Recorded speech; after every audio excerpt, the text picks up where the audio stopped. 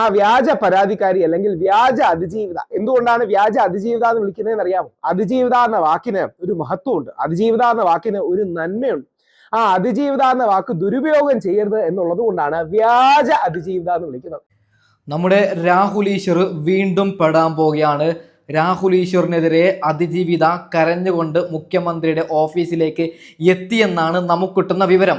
ഒരു കാര്യം പറയുകയാണ്, ഈ വിഷയത്തിൽ രാഹുൽ ഈശ്വറിനൊപ്പം മാത്രമാണ് ഞാൻ നിൽക്കുന്നത്. എന്ത് തെറ്റാണ് രാഹുൽ ഈശ്വർ ചെയ്തത്? രാഹുൽ ഈശ്വർ പറഞ്ഞ വീഡിയോ ക്ലിപ്പ് ഞാൻ സൈഡിൽ വെച്ച് തരാം. അതിനു മുമ്പ് ഒരു കാര്യം പറയുകയാണ്, അതായത് എനിക്ക് പേഴ്സണലി SFIക്കാരിൽ നിന്നും BJPക്കാരിൽ നിന്നും ഭീഷണിയാണ്. കാരണം എന്തെന്നറിയോ? എനിക്ക് വയസ്സ് 23ഉം 24ഉം ആയതേ ഉള്ളൂ. ഞാൻ വളർന്നു കഴിഞ്ഞാൽ ഇവറ്റകൾക്ക് 8ന്റെ പണി കിട്ടുമെന്ന് വിചാരിച്ചിട്ട്. അതായത് രാഹുൽ മാങ്കൂട്ടത്തിന് വേണ്ടി നമ്മൾ സംസാരിക്കുന്നു. അതിജീവിത കാണിക്കുന്ന, വ്യാജ ജീവിത കാണിക്കുന്ന വൃത്തികേട് നമ്മൾ വിളിച്ചു പറയുന്നു. BJPക്കാരും SFIക്കാരും തീരുമാനിക്കുകയാണ് ഇപ്പോൾ. അതായത് ഞാൻ ഇങ്ങനെ വീഡിയോ ഇടാൻ തുടങ്ങിയിട്ട് 3 മാസമായതേ ഉള്ളൂ. 3 മാസത്തിൽ അത്യാവശ്യം ഞാൻ വളർന്നു. ഇനിയും ഒരു 2 വർഷം ഞാൻ വളർന്നു കഴിഞ്ഞാൽ 8ന്റെ പണി കിട്ടും. അപ്പോൾ ഇപ്പം തന്നെ എന്നെ തീർത്ത് കഴിഞ്ഞാൽ, എൻ്റെ ചാനൽ ഇല്ലാതാക്കി കഴിഞ്ഞാൽ ഇവറ്റകൾക്ക് മിണ്ടാണ്ടിരിക്കാമല്ലോ, സമാധാനത്തോടെ മിണ്ടാണ്ടിരിക്കാമല്ലോ. അതുകൊണ്ട് ഒരു കാര്യം പറയുകയാണ്, എത്രയും പെട്ടെന്ന്, നിങ്ങൾക്കിത് വലിയ ഇൻട്രസ്റ്റ് ഉള്ള വീഡിയോ കാര്യങ്ങളൊന്നുമല്ല, ഇരുന്ന് കാണുക. നിങ്ങൾ ഫുള്ളായി കണ്ടാലേ 4 ആളിലേക്ക് എത്തപ്പെടും. നിങ്ങൾ ലൈക്ക് ചെയ്താലും നിങ്ങൾ സബ്സ്ക്രൈബ് ചെയ്താലേ 4 ആളിലേക്ക് എത്തപ്പെടും. അതുകൊണ്ട് പേടിക്കാതെ ഇവറ്റകൾ ചെയ്യുന്ന എല്ലാ വൃത്തികളും ഞാൻ വിളിച്ചു പറയും. ഇല്ലാത്ത ഒരു കഥയല്ലേ ആ പെണ്ണ് കൊണ്ടുവരുന്നത്. ആ പെണ്ണ് അതിജീവിത എന്ന് പറയുന്ന ആ പെണ്ണ് രാഹുലിന്റെ ജീവിതം ഇല്ലാതാക്കി. അതിനുശേഷം ആ പെണ്ണിനെ കെട്ടിയ ഭർത്താവിന്റെ ജീവിതവും ആ പെണ്ണ് ഇല്ലാതാക്കുകയാണ്. വീട്ടിലൊരു ഭർത്താവുള്ള കാര്യം രാഹുൽ മാങ്കൂട്ടത്തിനോട് പറയാതെ പ്രണയം നടിക്കുകയാണ്. അവിടെ രാഹുലിന്റെ ജീവിതം തകരുകയാണ്, ആ പെണ്ണിന്റെ ഭർത്താവിന്റെ ജീവിതം കൂടി തകരുകയാണ്. അപ്പോൾ നമുക്ക് എന്തായാലും എന്താണ് രാഹുൽ ഈശ്വർ പറഞ്ഞത് അതൊന്നായിട്ട് കേട്ടു നോക്കാം. ഓക്കെ, കൈയടിക്ക് ബ്രോ. രാഹുൽ ഈശ്വർ പറയുന്ന ഓരോ കാര്യങ്ങളും സത്യമായി വരികയാണ്. ഇന്നത്തെ ഏറ്റവും പ്രധാന വാർത്ത, കുടുംബജീവിതം തകർത്തു. രാഹുലിനെതിരെ പരാതിക്കാരിയുടെ ഭർത്താവ്.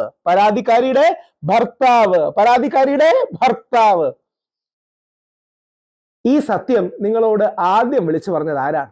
99% മാധ്യമങ്ങളും, 99 അല്ല 100% മാധ്യമങ്ങളും ഇത് മറച്ചു വെച്ചില്ലേ?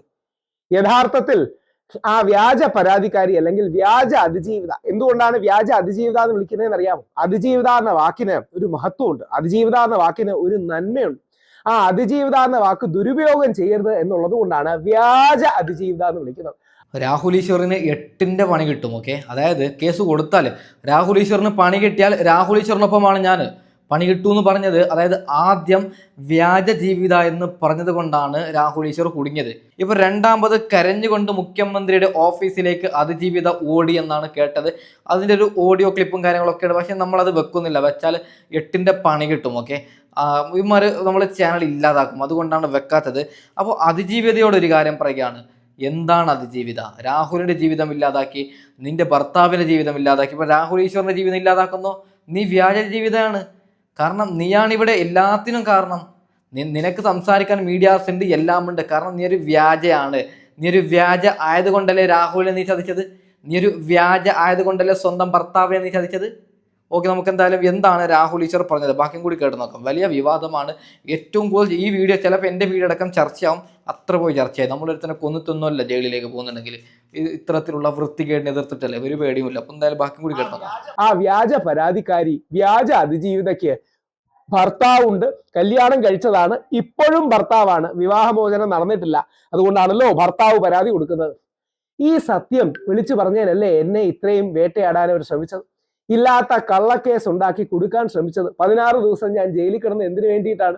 ഈ സാധനം, അതായത് ഇവർ ഈ മാധ്യമങ്ങളിലും ഈ വ്യാജ പരാതിക്കാരിയും എല്ലാം ഇങ്ങനെ കൊണ്ടുവന്ന വലിയൊരു പരാതിയുടെ, കള്ള പരാതിയുടെ ബലൂൺ ഞാൻ ചെറിയൊരു മുട്ടുസൂചി എടുത്തൊരു ഒറ്റ കുത്തിലങ്ങ് പൊട്ടിച്ചു.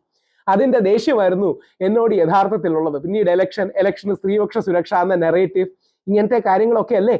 അതായത് ശബരിമല സ്വർണ്ണക്കൊള്ള മറയ്ക്കാൻ സ്ത്രീപക്ഷ നെറേറ്റീവാണ് തങ്ങളെന്ന് വ്യാജമായി നമ്മുടെ സാക്ഷാൽ മുഖ്യമന്ത്രി അവർകൾ വരെ, ശ്രീ പിണറായി വിജയൻ അവർകൾ വരെ ഒരു നെറേറ്റീവ് ഉണ്ടാക്കാൻ, അതിനെ ഏറ്റവും ശക്തമായിട്ട് എതിർത്തിരുന്നതും സാമൂഹിക മാധ്യമങ്ങളിൽ എതിർത്തിരുന്ന എന്നെ അറസ്റ്റ് ചെയ്താൽ അത് തീരും. 100% ശരിയാണ് ഇവിടെ രാഹുൽ ഈശ്വർ പറഞ്ഞത്. നിങ്ങൾ സപ്പോർട്ട് ചെയ്യണം. ഒരു കാര്യം പറയുകയാണ്, ഇത്തരത്തിലുള്ള വീഡിയോസ് നിങ്ങൾ സമയമില്ലെങ്കിലും എവിടെയെങ്കിലും വെച്ചിട്ടെങ്കിലും കാണണം.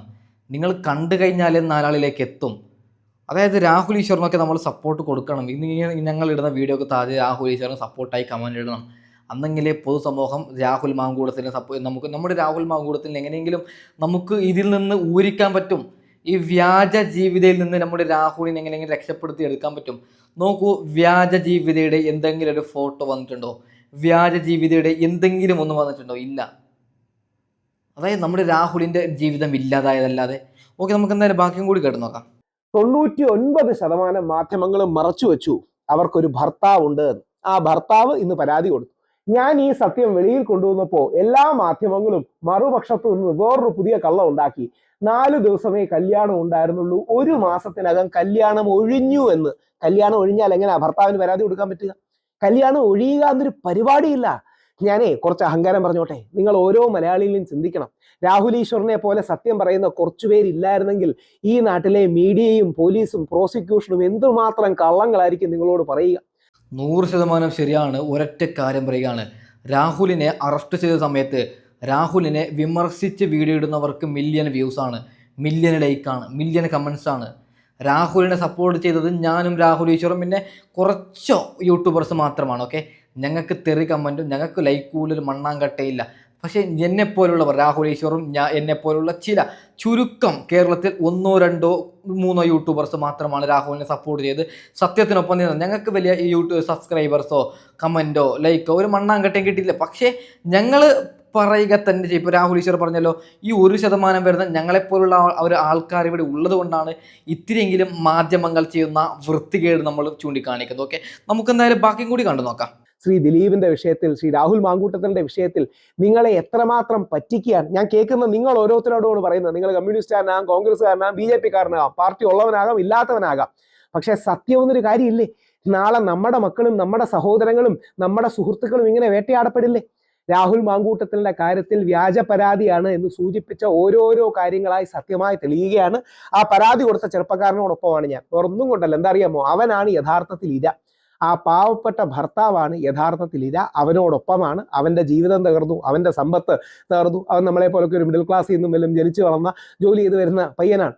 അപ്പോൾ അവന് എന്താ പറയുക, അവന്റെ ജീവിതത്തിലെ സമ്പത്ത്, അവന്റെ ജീവിതത്തിൽ ഇതുവരെയുള്ള സമ്പാദ്യം വെച്ചായിരിക്കും കല്യാണം നടത്തിയത്. വീട്ടുകാരുടെ നാണക്കേട്, നാട്ടിലെ നാണക്കേട്. അതുകൊണ്ട് ആ ചെറുപ്പക്കാരനോടൊപ്പം തന്നെ നമ്മൾ നിൽക്കണം. ഞാൻ എത്രമാത്രം രാഹുൽ മാങ്കൂട്ടത്തിനോട് നിന്നോ അതിനേക്കാൾ ആ പയ്യനോടൊപ്പം നിൽക്കും. വേറൊന്നും കൊണ്ടല്ല, ഹീ ഈസ് റോങ്ഡ്. അല്ലെങ്കിൽ അവനാണ് യഥാർത്ഥത്തിൽ ഇതിലെ ഇര, അവനാണ് അതിജീവിതൻ. ഒരു കാര്യം പറയുകയാണ്, നിങ്ങൾ കല്യാണം കഴിയാത്തവരാണെങ്കിൽ ദയവ് ചെയ്ത് കല്യാണം കഴിപ്പിച്ചെങ്കിൽ അന്വേഷിച്ച് കല്യാണം കഴിക്കൂ. സത്യം പറഞ്ഞാൽ ആ പയ്യനെ വിചാരിക്കുമ്പോൾ എനിക്കും നല്ലോണം ടെൻഷൻ തോന്നുന്നുണ്ട്. പാവമല്ലേ, അവൻ്റെ വീട്ടിൽ അവൻ്റെ എങ്ങനെ തിരിഞ്ഞു നോക്കും, അവൻ്റെ വീട്ടുകാരുടെ മുഖത്ത് എങ്ങനെ നോക്കും. ആ പെണ്ണിനോട് പറയുകയാണ്, എന്താടി നിനക്ക് ഇങ്ങനെ ഒരു ബന്ധത്തിന് ഇഷ്ടമില്ലെങ്കിൽ, അതായത് നീ രാഹുലിൻ്റെ ഒപ്പമോ ഇങ്ങനെ, ഞാൻ നമുക്കൊന്നും പറയാനും പറ്റാത്ത അവസ്ഥയാണ്. കേസാവുന്നുണ്ട്. എങ്ങനെയാണ് പറയുന്നത്?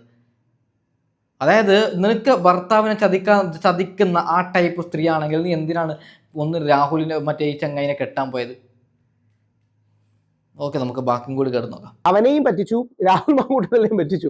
അപ്പോ യഥാർത്ഥത്തിൽ ഇതിലെ യഥാർത്ഥ വില്ലൻ ആരാണ് നിങ്ങൾ ഓരോരുത്തരും ചിന്തിച്ചാൽ മതി. ഇതിലെ യഥാർത്ഥ വില്ലൻ ആരാണെന്ന് നമ്മൾ ഓരോരുത്തരും ചിന്തിക്കണം.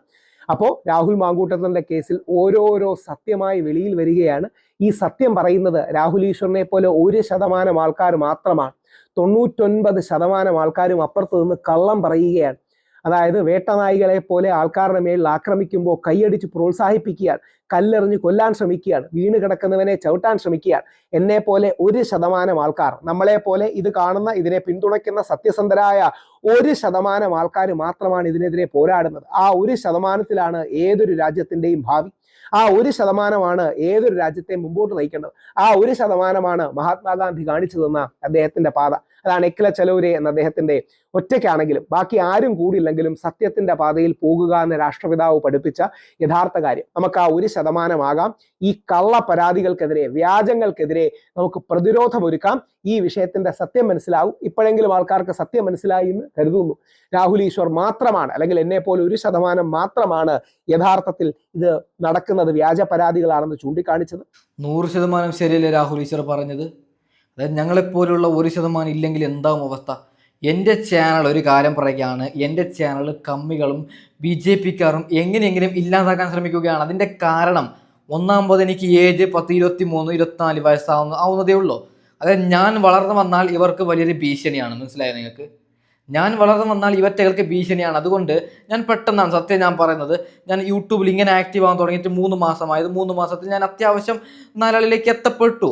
അത് ഇവർക്ക് വലിയ കുരുപൊട്ടുകയാണ്. ഞാൻ സത്യത്തിനൊപ്പമല്ലേ നിൽക്കുന്നത്. അതുകൊണ്ട് ഇപ്പം എന്നെ തകർത്താൽ ഈസിയായി തകർക്കാൻ പറ്റും.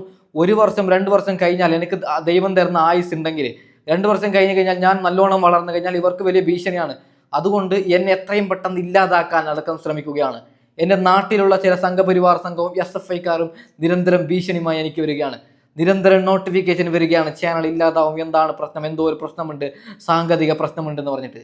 ഒരൊറ്റ കാര്യം പറയുകയാണ് നിങ്ങളോട്, ചാനൽ സബ്സ്ക്രൈബ് ചെയ്തൊന്ന് സഹായിക്കണമെന്ന് മാത്രം പറയുകയാണ്. ഓക്കെ, അപ്പോൾ തൽക്കാലം ഞാൻ വൈൻഡപ്പ് ചെയ്യുകയാണ്. Okay, by.